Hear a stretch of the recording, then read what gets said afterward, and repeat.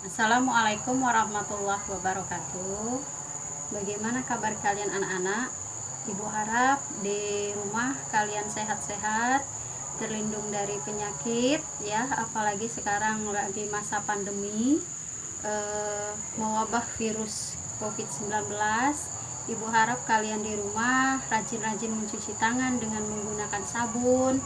Jika keluar rumah, gunakan masker agar kita terhindar dari virus COVID-19. Sebaiknya kita jika keluar rumah ya mematuhi protokol kesehatan.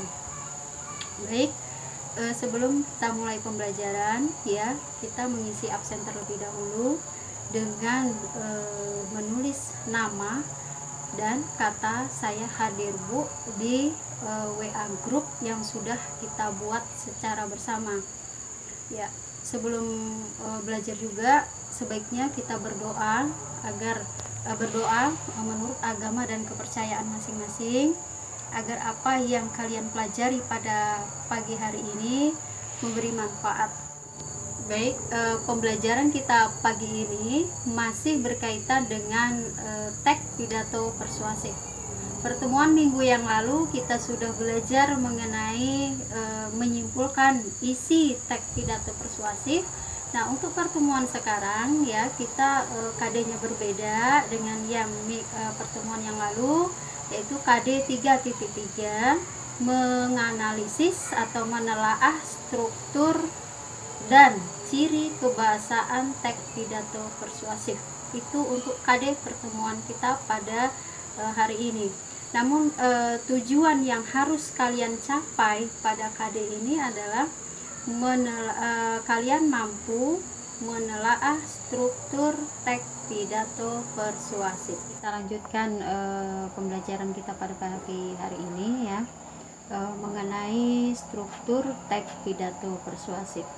Nah, sebelum kita menuju ke struktur teks pidato persuasif, terlebih dahulu kita harus tahu ya dan paham apa itu pidato persuasif.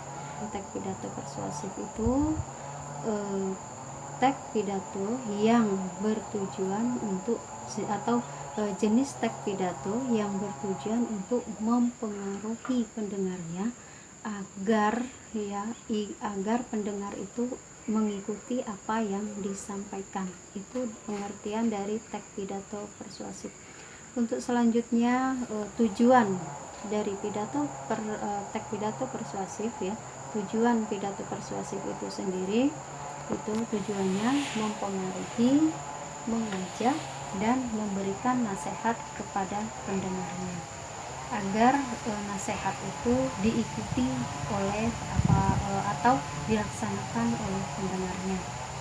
Kemudian selanjutnya ya, ciri-ciri teks pidato persuasif itu memiliki 3 ciri ya. Ciri yang pertama ya, memiliki pokok permasalahan yang luas di masyarakat. Contohnya pokok permasalahannya bisa tentang lingkungan hidup ya, bisa juga tentang sosial masyarakat. Itu contoh dari permasalahan yang ada di masyarakat. Kemudian ciri yang kedua, memiliki isi atau pesan ya, isi atau pesan pidato itu sendiri. Kemudian ciri yang ketiga ya, teks pidato itu ciri yang ketiga, dia membujuk, mengajak dan memberi nasihat kepada pendengar. Nah, itu ya materinya. Kemudian kita lanjut kepada struktur teks pidato persuasif. Struktur teks pidato persuasif itu ada 3 struktur ya. Struktur yang pertama itu pendahuluan atau pembuka, kemudian struktur yang kedua isi, dan struktur yang ketiga penutup pidato ya. Dari ketiga ini akan Ibu jelaskan satu persatu. Struktur yang pertama itu pendahuluan. Untuk pendahuluan ini terdiri dari 3 bagian ya. Bagian yang pertama salam pembuka. Nah, salam pembuka bisa kita menggunakan dengan kalimat Assalamualaikum warahmatullahi wabarakatuh. Bisa juga dengan menggunakan kalimat selamat pagi, bisa juga dengan menggunakan salam sejahtera dan lain sebagainya, ya, disesuaikan dengan audiens yang ada di sekitar kita. Untuk bagian yang kedua itu sapaan hormat. Dalam lingkungan sekolah kita, ya, jabatan yang paling tinggi di lingkungan sekolah kita, ya, Ibu contohkan itu kepala sekolah, ya, yang terhormat, kepala SMP negeri 1 Atap Margamulia misalnya. Kemudian di bawahnya diikuti yang saya hormati, dewan guru, dan seterusnya. Itu contoh sapaan hormat. Kemudian bagian yang ketiga, ucapan syukur. Ucapan syukur yang diucapkan oleh seorang penyampai pidato, ya, atas rahmat Tuhan yang diberikan kepada kita semua, diberikan kepada penyampai pidato, diberikan kepada pendengar pidato.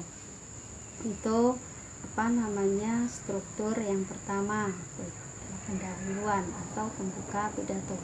Kemudian struktur yang kedua, ya, itu mengenai isi pidato. Isi pidato sendiri merupakan bagian inti dari pidato, ya. Isi pidato itu, ya, penyampaian gagasan, penyampaian pesan, penyampaian imbauan, ya, yang ada di dalam pidato yang akan disampaikan oleh penyampai pidato itu sendiri. Contoh isi itu dapat kita kalian lihat di slide, ya. Silakan kalian cermati, silakan kalian baca. Baik, untuk struktur yang ketiga itu struktur penutup pidato. Penutup pidato ini merupakan bagian dari akhir pidato. Nah, bagian akhir pidato ini juga ada 4 bagiannya. Bagian yang pertama, harapan penyampai pidato. Bagian yang kedua itu ucapan permohonan maaf, ya. Permohonan maaf yang diucapkan oleh seorang penyampai pidato. Kemudian yang bagian ketiga itu ucapan terima kasih yang disampaikan oleh penyampai pidato kepada audiensnya atas waktu yang diberikan. Kemudian bagian yang keempat, ucapan salam penutup. Salam penutup ini, ya, itu sebagai penutup pidato yang diucapkan oleh penyampai pidato bisa menggunakan Assalamualaikum warahmatullahi wabarakatuh, bisa juga dengan menggunakan salam sejahtera, bisa juga menggunakan kalimat selamat siang, selamat pagi, dan lain sebagainya. Nah, itulah materi kita pada pertemuan kali ini mengenai struktur teks pidato. Baik, pembelajaran kita pada pagi hari ini kita sampai di sini dulu. Namun sebelum Ibu tutup pembelajaran ini, kita simpulkan secara bersama, ya, bahwa teks pidato persuasif itu ada 3 struktur, ya. Struktur yang pertama itu pendahuluan atau pembuka pidato. Kemudian struktur yang kedua isi pidato. Kemudian struktur yang ketiga penutup dari pidato. Nah, itulah 3 struktur teks pidato yang sudah kita pelajari pada pertemuan ini. Baik, untuk pertemuan berikutnya, ya, kita akan mempelajari masih mengenai teks pidato persuasif dalam konteks materi yang berbeda, yaitu mempelajari ciri kebahasaan teks pidato persuasif. Sekian pembelajaran kita pada pagi hari ini, Ibu akhiri. Assalamualaikum warahmatullahi wabarakatuh.